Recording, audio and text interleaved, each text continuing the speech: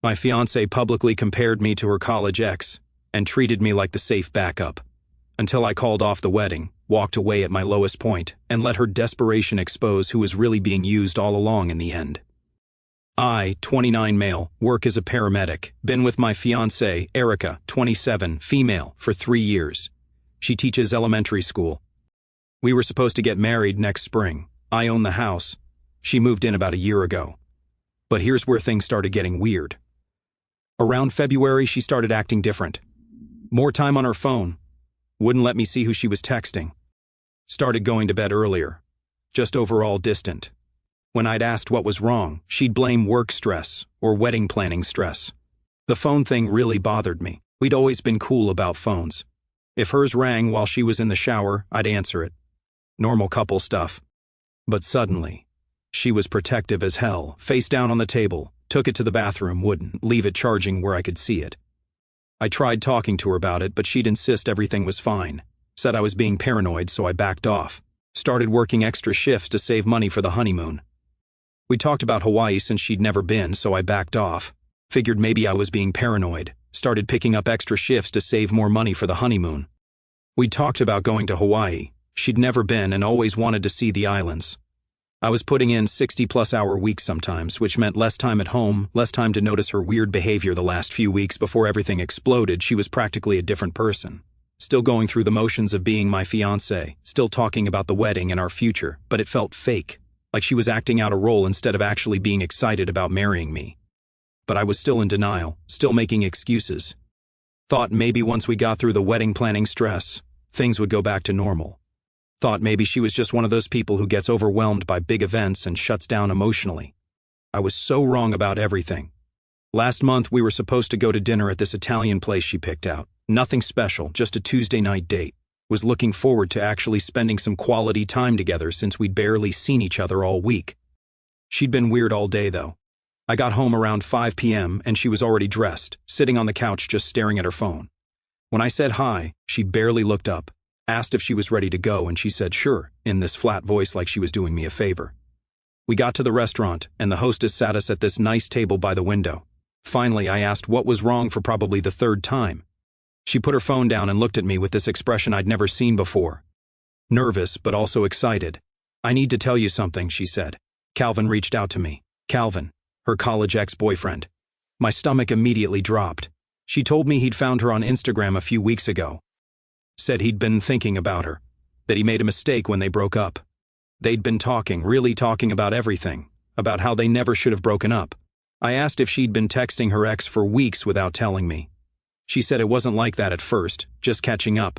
But then old feelings came back. What they had was different, intense, passionate. Then she dropped the bomb. You know what, Chandler? Calvin used to make me feel like I was drowning in the best way possible. With you, I feel like I'm floating in a kiddie pool. Safe, shallow, and boring as hell. I keep wondering if this is really what love is supposed to feel like or if I'm just settling because you're convenient. Maybe Calvin is better for me. And there it was. She just called our 3-year relationship boring, called me convenient. Said her ex was better for her in a restaurant. I sat there for probably 30 seconds just staring at her. She looked nervous now, like she was starting to realize what she'd just said, but she didn't take it back. All right, I said finally. Well, now nothing's stopping you. Her face went white. I told her she just said her ex was better for her, so go be with him, but not while living in my house. She tried to backtrack, but I was done. Dropped $40 on the table and told her I was going home and expected her to be packing when I got there. The drive home was surreal. 3 years together, engaged for 6 months, and she basically just told me I was her consolation prize. That some jackass who dumped her in college was a better option than the guy who bought her a house to live in and was about to marry her. I kept replaying what she said, drowning in the best way possible versus floating in a kiddie pool. Safe, shallow, and boring. Convenient. Those words were going to be stuck in my head for a long time. When I got home, she was on the couch crying, but I was done with her tears. Told her to start packing her stuff.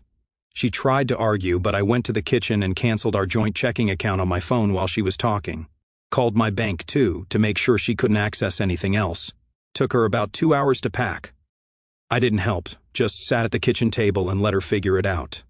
When she was done, she stood by the door with her suitcases, looking at me like she expected me to change my mind. She asked if I wanted the engagement ring back, set it on the coffee table when I said yes. Before leaving, she said it was crazy to throw away 3 years over one conversation. "You're the one who threw it away," I told her. "I'm just cleaning up the mess." And that was it. She left, and I was suddenly single again after 3 years, sitting in my house that was way too quiet, looking at an engagement ring on my coffee table, wondering what just happened. By the next morning, the phone calls started. First was my mom, then my sister Sasha, then my dad. Word travels fast when you're supposed to get married in 2 months, and suddenly your fiancé moves out. I kept it simple with all of them. Told them Erica decided she wanted to be with someone else, and I wasn't going to compete for my own fiancé. My parents were pissed on my behalf. My mom wanted to know if there was another man involved, and when I told her about Calvin, she went off about how Erica was throwing away a good thing for a fantasy. My dad was more practical, asked if I needed help with any of the wedding vendors or canceling stuff. Sasha just called Erica an idiot, which honestly made me feel better. The hardest call was from Erica's parents. Her mom called me crying, begging me to work things out with their daughter. She kept saying that Erica was just confused and scared about getting married, that it was normal to have doubts. I tried to explain that this wasn't about wedding jitters, but she wouldn't listen. Her dad left me a voicemail saying I was giving up too easily and that relationships take work. I didn't call either of them back. What was I supposed to say? That their daughter told me I was boring and convenient compared to her ex, that she'd been emotionally cheating for weeks. They wouldn't want to hear that anyway. Our mutual friends were the tricky part. Within a few days, people started reaching out asking what happened. I made a decision early on that I wasn't going to trash talk Erica, but I also wasn't going to lie to protect her feelings.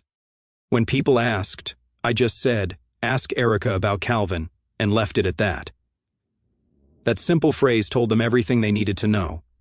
Most people aren't stupid. They could figure out what happened from there. And honestly, I wanted her to have to explain herself. I wanted her to tell our friends why she threw away our relationship for her college ex. Word spread fast. Our friend group isn't huge, maybe 15 people total, and within a week, pretty much everyone knew the basic story. The reactions were mixed, but mostly in my favor. The guys were all on my side. They understood why I couldn't stay with someone who basically called me her backup plan.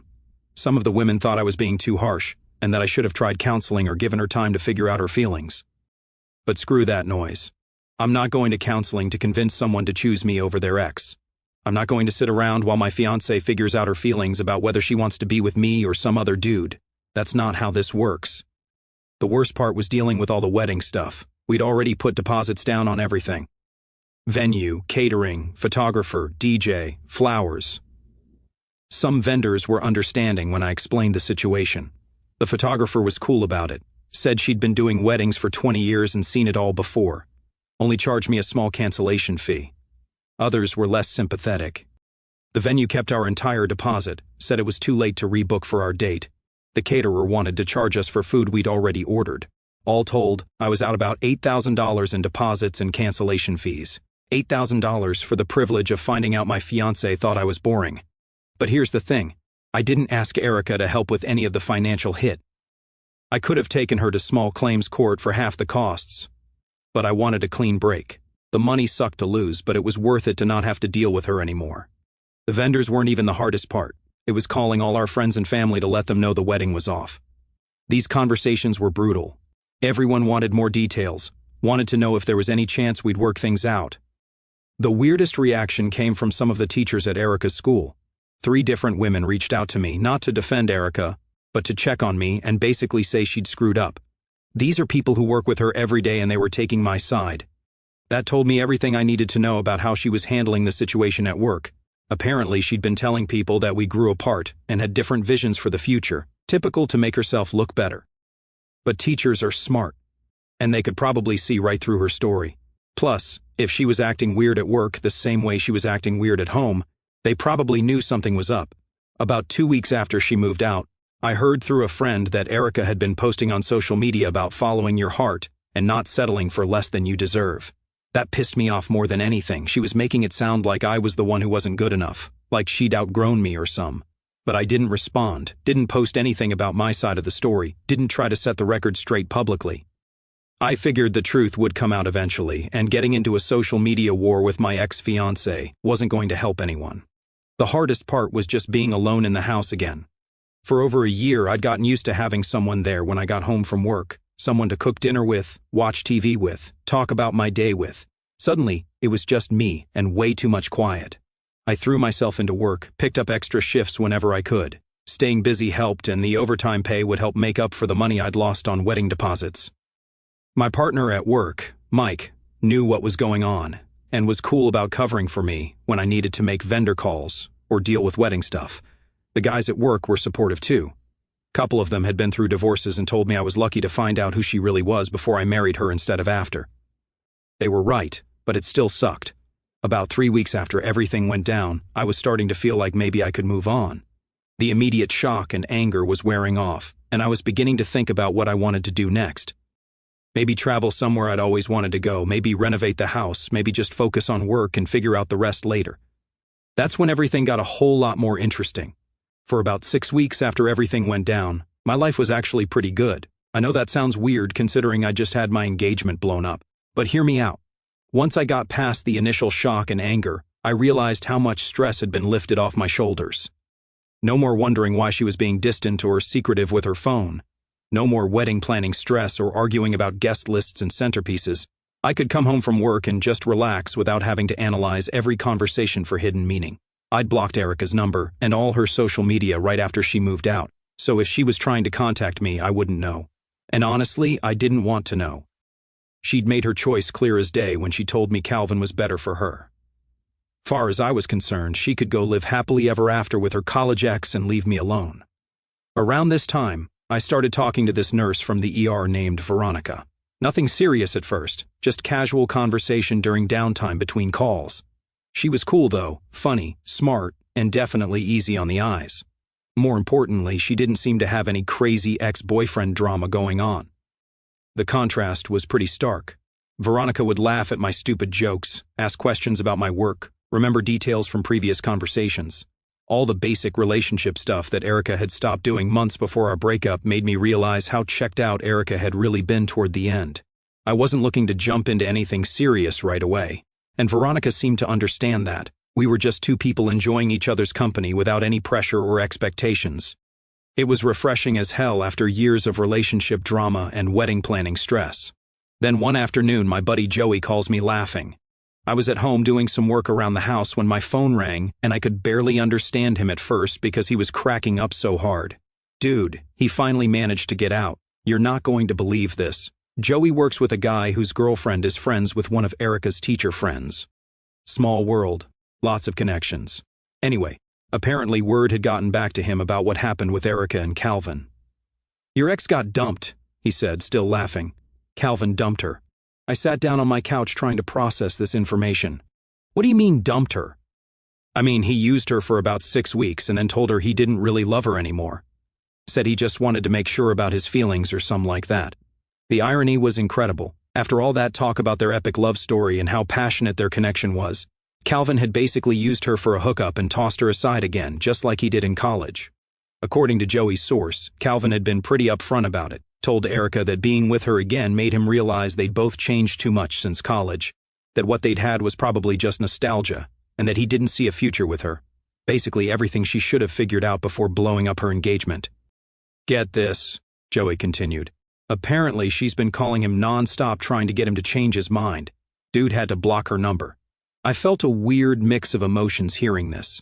Part of me felt vindicated. I'd been right about Calvin being a piece of who would hurt her again. Part of me wanted to laugh at the irony of her getting a taste of her own medicine, but mostly I felt relieved that I dodged this bullet.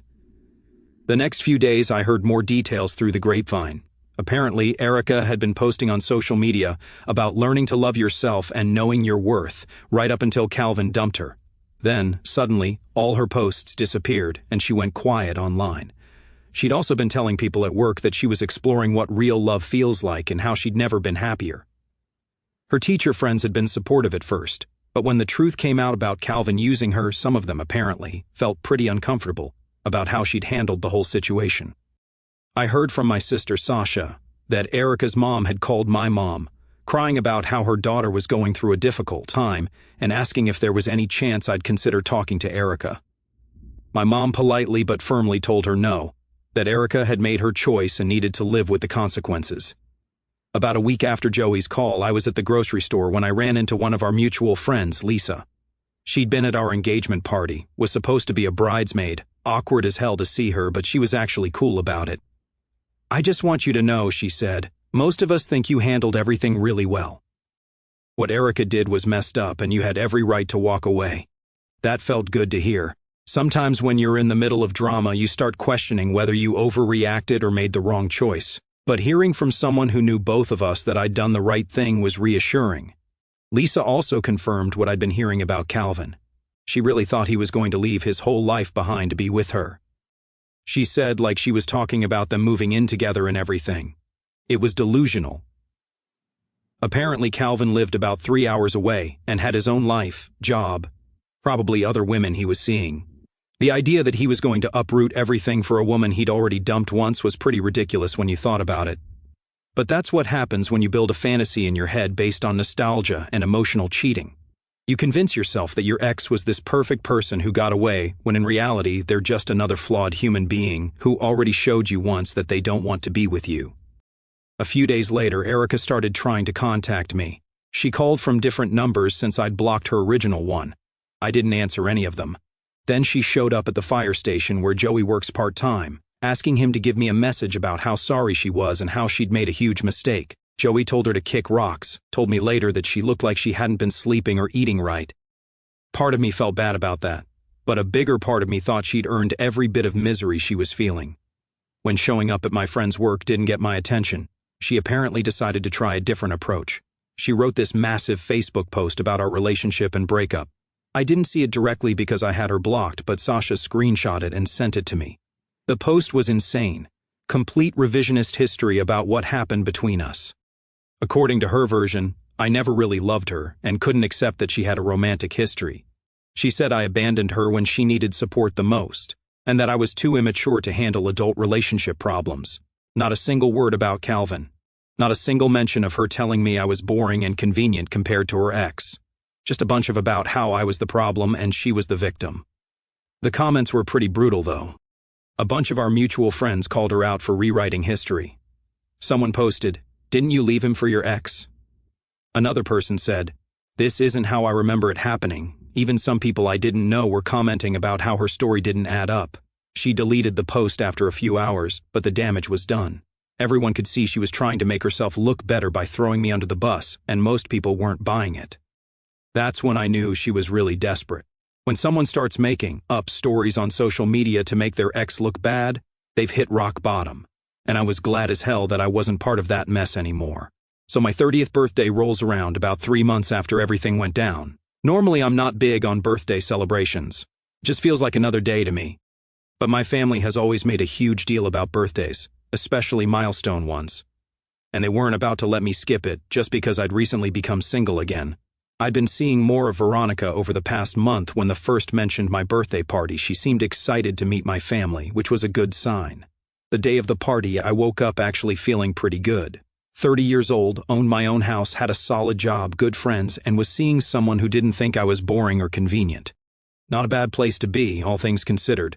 Hell of a lot better than where I'd thought I'd be a few months earlier when I was stressed about wedding planning and dealing with Erica's weird moods. Veronica showed up around 3 with this amazing chocolate cake she'd made herself. She remembered mentioning once that I hated the artificial taste of most store-bought frosting, so she'd made the whole thing herself. Little gestures like that meant more to me than she probably realized. My mom loved her immediately. They spent like 20 minutes talking about the cake recipe and cooking in general. My dad was grilling burgers and invited Veronica to try his secret sauce, which he never shares with anyone. Sasha pulled me aside and whispered that she approved, which was huge because Sasha has never liked any of my girlfriends. The contrast with how Erica used to act at family events was pretty stark. Erica always seemed like she was doing me a favor by showing up, like spending time with my family was some kind of chore she had to endure. She'd be polite but distant, checking her phone constantly, complaining later about how long the events went or how my dad told the same stories over and over. Veronica actually seemed to be having fun. She was asking my mom about embarrassing childhood stories, laughing at my dad's terrible jokes, playing cornhole with Tom, and holding her own. She fit right in, like she'd been coming to family gatherings for years. Around 6 p.m., we were all sitting around the fire pit my dad had built last summer. Good food, good company, couple of guys telling stories about stupid calls we'd been on at work. I was thinking this might be one of the better birthdays I'd had in years. Definitely better than last year when Erica spent the whole time on her phone and barely acknowledged it was my birthday. That's when someone knocked on the front door. At first I figured it was maybe a neighbor complaining about the noise or asking us to move cars or something. We'd been pretty loud and it was a Saturday evening. But when I opened the door, there was Erica standing on my porch with a wrapped present and this big fake smile like nothing had ever happened between us. Happy birthday, Chandler. I just stared at her. She looked different, thinner, like she hadn't been eating right. Dark circles under her eyes like she wasn't sleeping well. Her hair was different too. Shorter, like she'd cut it herself or gone to some cheap salon. She was trying to look happy and confident, but I could see the desperation underneath. What are you doing here, Erica? I brought you a gift. Can I come in for a minute? The conversation behind me in the backyard had gotten quieter, people probably wondering who was at the door, if everything was okay. Last thing I wanted was to bring this drama into my birthday party with my family and Veronica there. You can't just show up here uninvited. I know, but it's your birthday and I felt bad that we're not talking. I just wanted to give you this and maybe we could talk for a few minutes. She held out the present like it was some kind of peace offering. Probably something she'd bought months ago when we were still together, before she decided Calvin was better than me. The whole situation was surreal.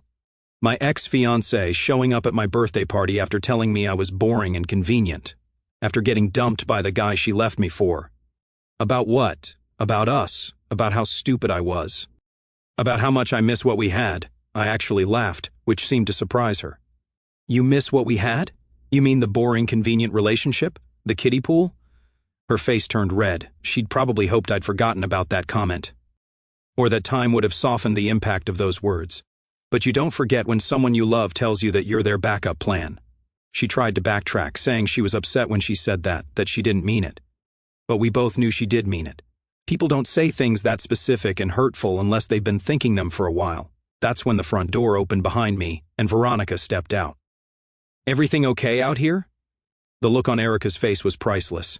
She went from hopeful to shocked to angry in about 2 seconds.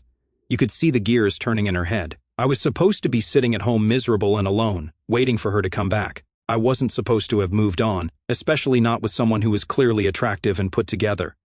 Who is this? Erica's voice got loud and shrill. Veronica introduced herself calmly, said she must be Erica. Professional as hell. Didn't take the bait or get drawn into drama, just acknowledged the situation and stayed composed. You're already dating someone else. Erica was getting louder now. It's been 2 months. Actually, it's been almost 3 months since you chose Calvin over me, I corrected her. And yeah, I'm dating someone who actually wants to be with me. That's when Erica completely lost her. Started screaming about how I never fought for our relationship and how I replaced her like she meant nothing. Classic projection. She was the one who'd thrown away our relationship for her ex, but somehow I was the bad guy for moving on with my life. Veronica just stood there looking uncomfortable but not backing down. She didn't try to defend herself or get into an argument with my ex. Just stayed calm and let Erica make an ass of herself on my front lawn. The yelling drew attention from the backyard. My dad came around the side of the house to see what was going on. Took one look at the situation and told Erica she needed to leave. When she refused and kept screaming, Sasha came out too and told her to get off our property before they called the cops. My family had never really liked Erica, but they'd been polite for my sake. Now that we weren't together anymore, they didn't have to pretend. Sasha, in particular, had zero patience for this, and wasn't shy about saying so. But Erica wasn't done.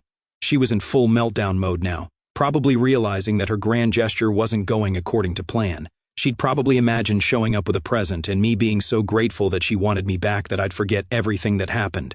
Instead, she was having a screaming match with my family while my new girlfriend watched from the sidelines, not exactly the reunion she'd been hoping for. Finally, she stormed off toward her car. But before getting in, she turned around one more time. This is ridiculous, Chandler. Don't you think it would just be easier if we got back together? We have 3 years of history. I looked at her standing there, mascara running down her face, holding a birthday present for a relationship she'd destroyed.